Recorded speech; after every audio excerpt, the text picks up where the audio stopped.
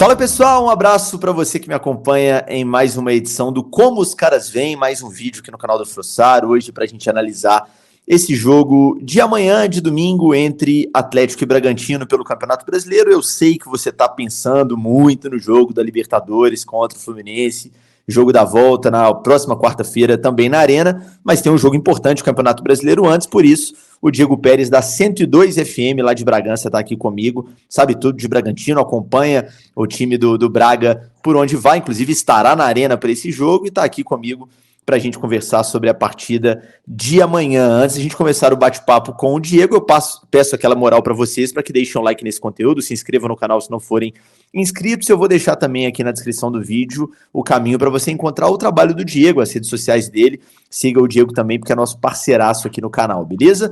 Vamos que vamos, Diego. Primeiro, te agradecer pela presença mais uma vez. A gente já trocou aquela ideia no primeiro turno, né? Antes daquele jogo lá em Bragança, que acabou sendo bom para o Galo, né? Um resultado interessante para o Atlético naquela ocasião.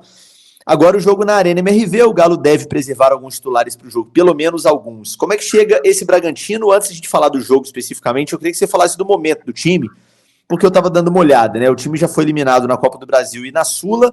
Vale lembrar que o Bragantino jogou a pré-Libertadores, né? Aí foi eliminado na pré-Libertadores, foi para a Sul-Americana, caiu nas oitavas, tanto na Sula quanto na Copa do Brasil. E é o 12º do Brasileiro. Eu, particularmente, esperava o Bragantino num posicionamento um pouco melhor na Série A. É um ano frustrante para o Bragantino, é um ano dentro de expectativas. Como é que você faz um raio-x da temporada do Braga até aqui, por favor? Seja bem-vindo.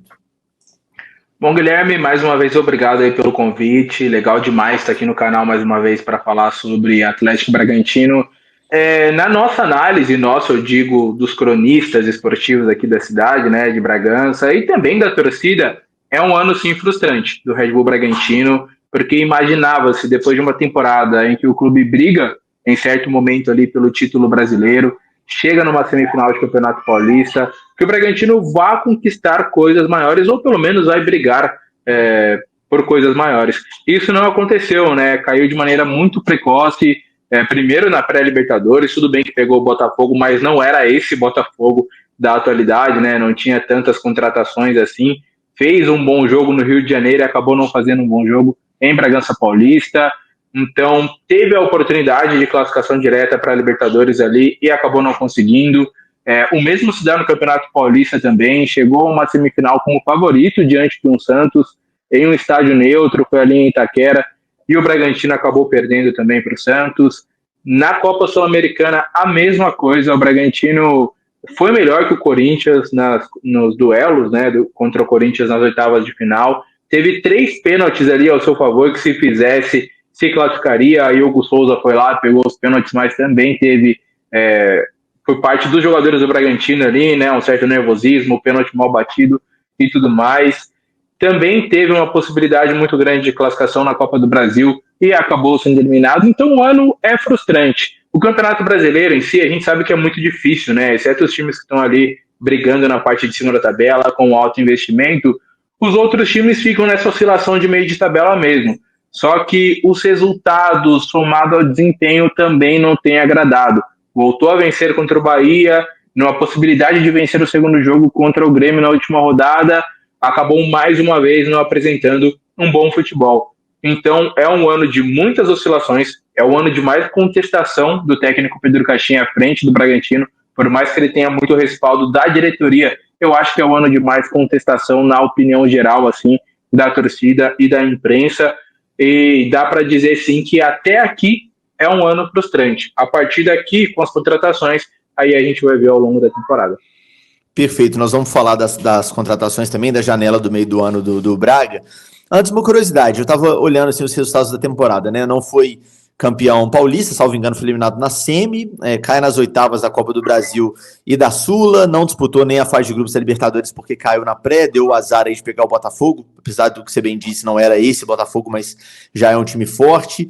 E nesse momento, 12º do Brasileiro. O Bragantino tem metas na temporada, trabalha com esse tipo de metas, e se sim, está abaixo das metas, eu digo até do ponto de vista financeiro, porque o Atlético, por exemplo, ele coloca metas que são até pés no chão demais, o torcedor até em algum momento fica incomodado com isso. Pô, como assim meta é oitavas de final, quarta de final? Tem que pensar em título, mas é meta financeira, né? Para o clube contar com aquele dinheiro, vamos dizer assim, em relação a contratações, etc. O Bragantino tem também essas metas, e se sim, está abaixo, e se está abaixo pode impactar na próxima temporada, sobrar menos dinheiro para contratar. Como que está essa situação no Braga?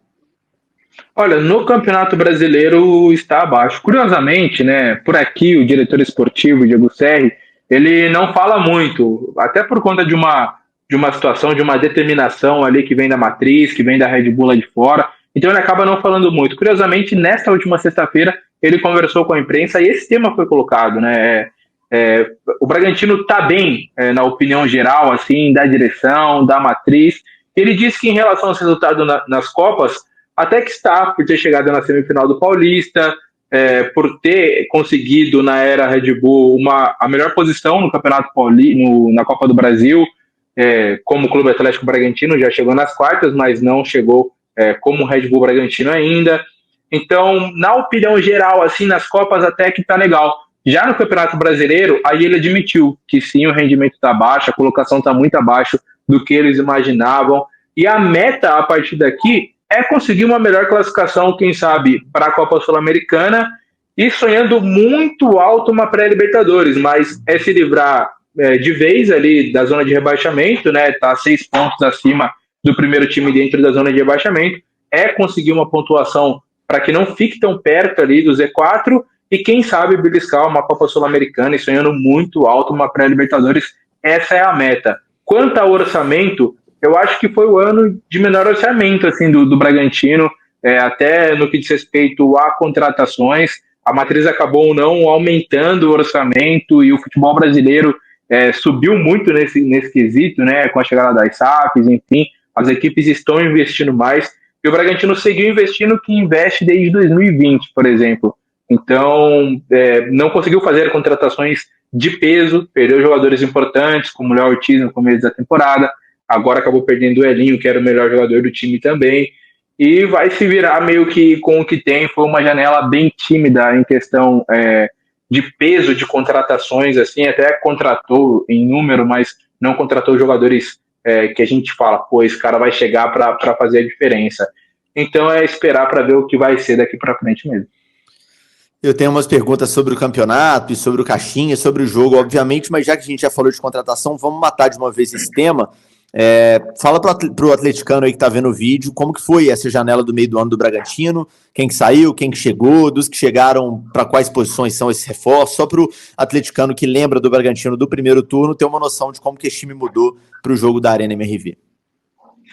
Alguns jogadores que não estavam sendo aproveitados foram emprestados, né? Perderam espaço, como o Nátila Quintana, que foi para o Santos, Léo Realp foi para o futebol português, para o Famalicão. Do Famalicão veio o João Neto, que é um cara que pouco jogou como profissional, apesar de ter saído como uma promessa do Corinthians na base, fez base no Benfica, Sporting Braga, estava no Famalicão, é uma das contratações, mas entra naquele perfil de contratações do Bragantino, de jovens, de jogadores para serem lapidados. Aí não é uma realidade ainda, a gente nem sabe como ele joga, por exemplo, assim como o Sérgio Palacios, zagueiro que veio do Once Caldas, também é muito novo, 19 anos de idade. Arthur Souza, um cara que fez uma baita Copa São Paulo de futebol júnior pelo Corinthians, depois acabou saindo do Corinthians por uma série de razões contratuais, financeiras, estava sem clube e foi contratado agora pelo Bragantino, é um centroavante que não chega para ser titular, o titular é o Eduardo Sacha, a reserva dele é o Thiago Borbas,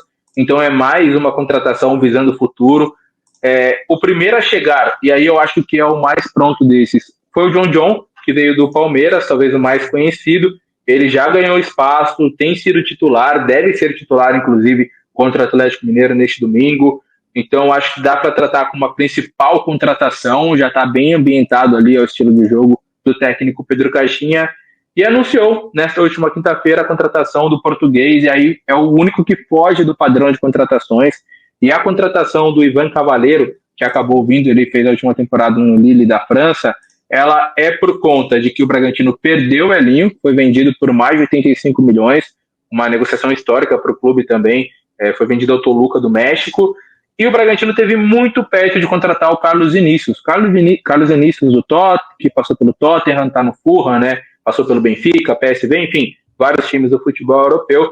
Esteve em Bragança Paulista, fez fotos de apresentação no CPD, aí o Fulham perdeu um jogador que acabou sendo negociado, perdeu outro jogador também por lesão, e o Diego Serra até externou, né, a chateação com o clube inglês, que acabou de última hora pedindo para o cara voltar, e aí ele teve que voltar por uma questão contratual, não, mesmo a vontade do jogador de ficar aqui em Bragança Paulista e de jogar pelo Bragantino, acabou que ele vai ter que cumprir o contrato lá no Fulham, e por conta dessas saídas, aí o Bragantino foi atrás de uma oportunidade de mercado, que foi o Ivan Cavaleiro, que não vai ter ritmo de jogo ainda, né, para jogar contra o Atlético, deve estrear só no meio da semana contra o Internacional. Mais uma dessas contratações que parecem Brasfoot, assim, né, do futebol nacional, parece esses jogos, assim, de mercado que a gente brinca de ser dirigente. Estou olhando aqui, Ivan Cavaleiro, português, 30 anos, tem dupla nacionalidade também, é angolano. Aí você vê, antes jogava no Lille, da França, e jogou na Turquia, jogou bastante tempo na Inglaterra, Fulham e Wolverhampton, jogou no Mônaco, e muito tempo em Portugal, naturalmente, né? Benfica, base do Benfica, desses caras aleatórios, assim, que chegam para reforçar o Bragantino. É uma negociação conduzida pela matriz ou é conduzida pelo pessoal do Red Bull Bragantino mesmo? Porque é um nome daqueles incomuns, né? Não é um cara de mercado sul-americano, é um cara que nunca jogou no Brasil. O que você tem de bastidores, assim, dessa contratação e como que ela se relaciona com o fato de o Bragantino hoje ser um dos clubes da Red Bull? O Ivan Cavaleiro foi uma oportunidade de mercado. Ele desde que saiu do Lille, acabou a temporada, né, no meio do ano, ele não teve seu contrato renovado, ele estava sem clube. Então era um desses jogadores no mercado que o futebol brasileiro poderia contratar até essa última sexta-feira, né? Então o Bragantino teve ele oferecido, ele foi oferecido não só para o Bragantino, mas para o Flamengo, para o Corinthians e, salvo engano, para o Santos, se eu não me engano. E acabou que o Bragantino avaliou bem o nome pela necessidade ali da posição. O Bragantino acabou perdendo, como eu disse, o Elinho, não deu certo o Carlos Vinícius, emprestou o Nacho Quintana para o Santos, então precisava de um cara da posição. E o Ivan Cavaleiro, ele tem uma ligação também, né? Ele é luso-angolano, mas ele tem uma ligação com o Brasil.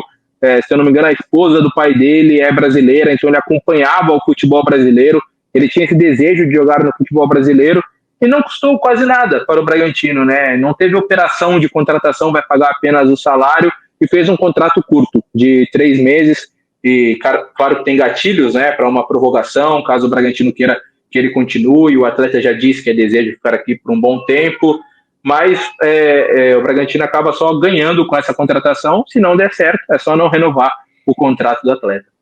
Excelente. Pequena pausa na resenha com o Diego para o recado dos nossos parceiraços aqui do canal. Vocês estão vendo essa placa bonita do apoio aqui, né? Isso aqui no finalzinho do vídeo tem um momento placar apoio, mas estamos aqui para falar também de KTO e de Confiax. Primeiro, a KTO, se você ainda não fez o cadastro na KTO, tá dando mole, hein? Faça o cadastro utilizando o cupom FROSSAR, vai te garantir 20% de bônus no primeiro depósito, e a primeira aposta é sem risco. Errou, o valor volta como bônus para uma nova tentativa, é só para maiores de 18 anos, consulte o regulamento para entender direitinho como funciona, e lembrando, apostem com responsabilidade, né? Para usar dinheiro de obrigação em aposta não, beleza? A aposta esportiva não é investimento, pessoal, é divertimento, então pelo amor de Deus, tenham responsabilidade. Recado também da Confiax, nesse mês de setembro, a gente está falando do seguro para eletrônicos, equipamento eletrônico, seu celular, sua câmera, seu tablet, smartwatch, computador, tá tudo muito caro e vale a pena demais, vai por mim, fazer um seguro para o seu equipamento eletrônico. O seguro vai cobrir tudo, dano por água, quebra, furto, roubo, é tranquilo de fazer, não tem burocracia, basta a nota fiscal e algumas informações básicas, o seu equipamento eletrônico vai ficar tranquilo, o seguro vai cobrir tudo que pode acontecer com ele, e você, que é espectador aqui do canal do Frossaro, ainda tem 20% de desconto, é só escanear aí o QR Code que está na sua tela e entrar em contato com o pessoal da Confiax, beleza? Deixa o like nesse conteúdo, eu sei que eu já pedi, mas é muito importante pra gente, e bora voltar para a resenha com o Diego. Falando um pouquinho do brasileiro, especificamente do Bragantino, depois eu vou te fazer uma pergunta sobre o Caixinha também. Estava dando uma olhada no aproveitamento dos times como visitantes, o Bragantino é um dos piores visitantes do campeonato, né? Salvo engano, venceu um jogo como visitante no campeonato inteiro, é o terceiro pior em aproveitamento fora de casa. Por que, na sua opinião, Diego? O que acontece com esse time fora de casa? é um time que acostumou muito a jogar ali no Nabi Abichedi, quando joga fora tem alguma dificuldade, tem a ver com gramado, que eu sei que em Bragança o gramado é um tapete, e fora nem tanto, aliás, na Arena MRV já adianto, não será um gramado ótimo, a Arena tem um problema crônico ali de gramado que deve ser resolvido só para a próxima temporada, pelo menos de forma definitiva. Então, qual que é o ponto assim que esse Bragantino não consegue vencer fora de casa? Cara, o Bragantino, ele perdeu muito daquela intensidade que tinha na temporada passada, né? Tem oscilado muito esse ano quanto a isso e sofreu muito com o departamento médico também, né? Chegou um momento que tinham 11 jogadores no DM e quase que os 11 já tinham passado pelo time titular, então perdeu muito em qualidade também nesses últimos jogos. O único jogo que o Bragantino venceu, e você bem disse, né, fora de casa, foi no Couto Pereira contra o Grêmio, quando o Grêmio voltou de toda aquela situação lá do Rio Grande do Sul, então estava bem abalado. E tem um problema crônico também desse time do técnico Pedro Caixinha, que em quase todos os jogos sai atrás do placar. O time adversário faz o gol, aí o Bragantino tem que correr para empatar, virar, e fora de casa isso se intensifica.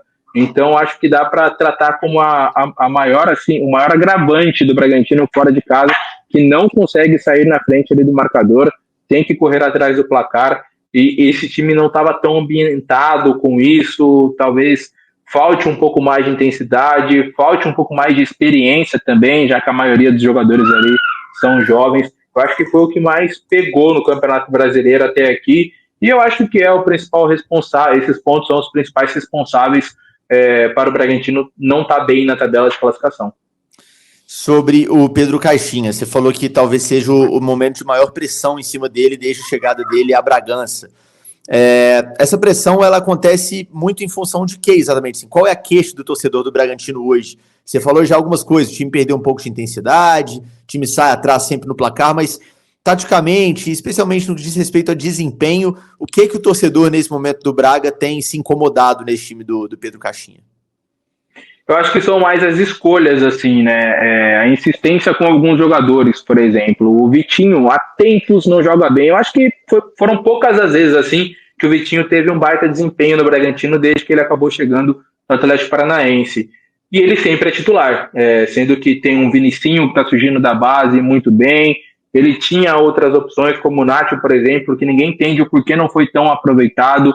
O Bruninho, que chegou a ser o craque do Bragantino no ano passado, em alguns momentos, praticamente foi esquecido nesse ano. A gente não sabe se foi por comportamento interno e essas coisas, mas ele insiste sempre no Vitinho.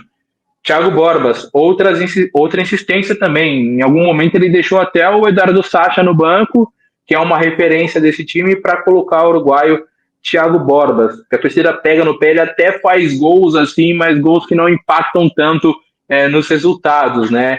Ele por muito tempo deixou o Raul no banco, que é um cara muito querido da torcida do Bragantino também, que voltou de lesão, tá ganhando mais ritmo agora, mas o fato de ele colocar o Jadson Silva, que não estava apresentando muito, e deixar o Raul no banco, também acabou irritando um pouco a torcida. Então acho que são escolhas individuais, assim, mudanças durante o jogo, que não agradam tanto assim o torcedor, e na nossa visão também não são boas escolhas, assim, ele não tem conseguido mudar a partida com as alterações que ele acaba fazendo. O Caixinha não mudou até agora o esquema tático do Bragantino, e não só o esquema tático do 4-4-2, essas coisas, mas o jeito da equipe jogar, os comportamentos da equipe em campo não mudam muito, né? A gente vê pouca diferença, mesmo quando tem uma semana cheia de treinamento, e agora o Bragantino vai ter, porque não está em nenhuma Copa, né?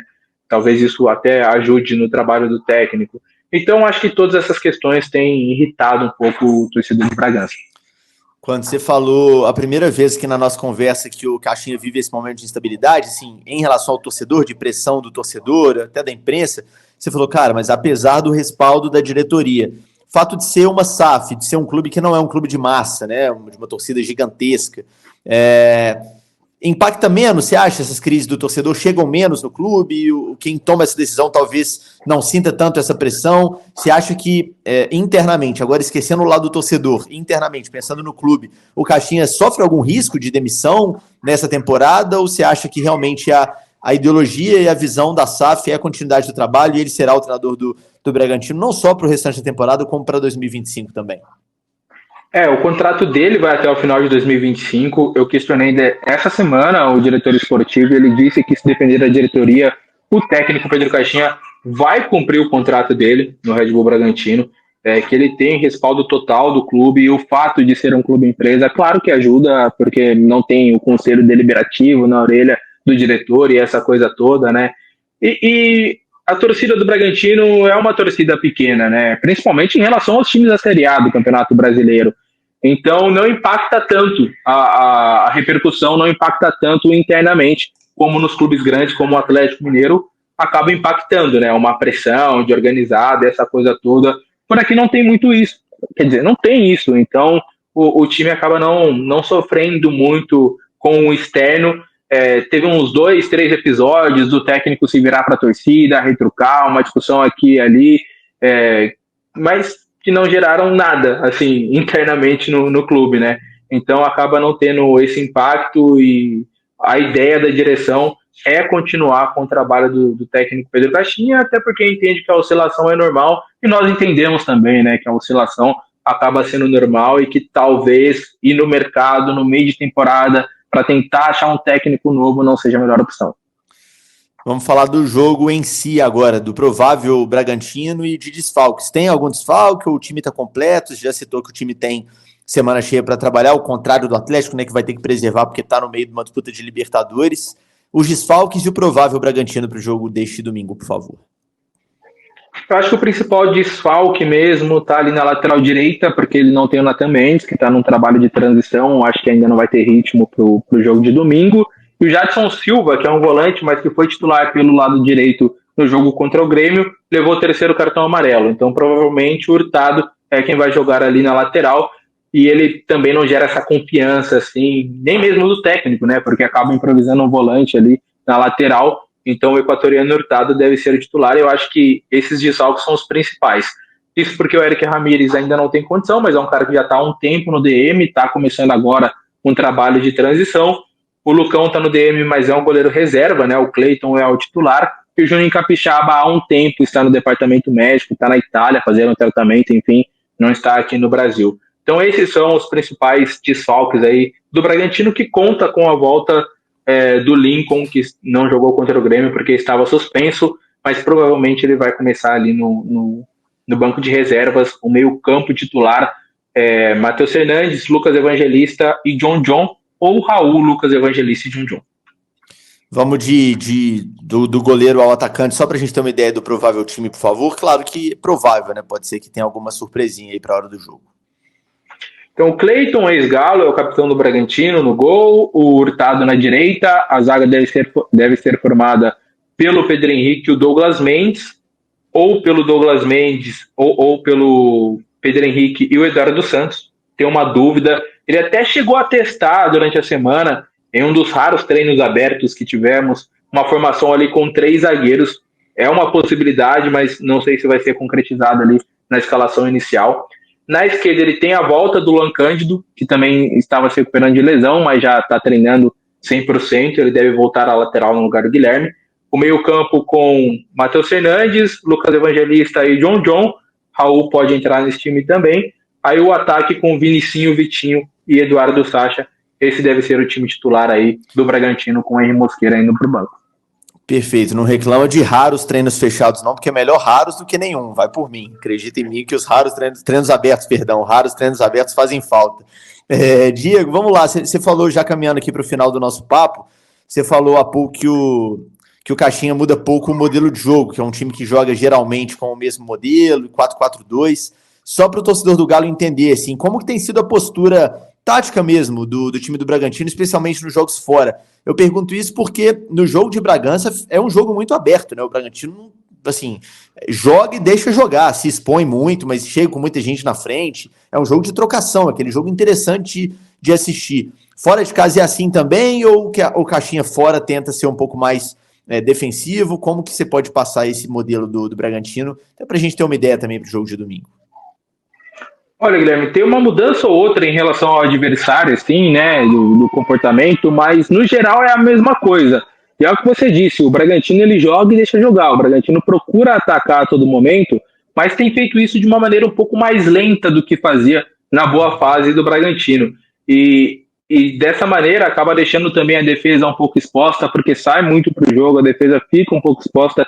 A defesa do Bragantino não está na sua melhor fase, né? O Bragantino fez 31 gols no campeonato, mas tomou 32, então está sofrendo muito, está sangrando muito durante as partidas.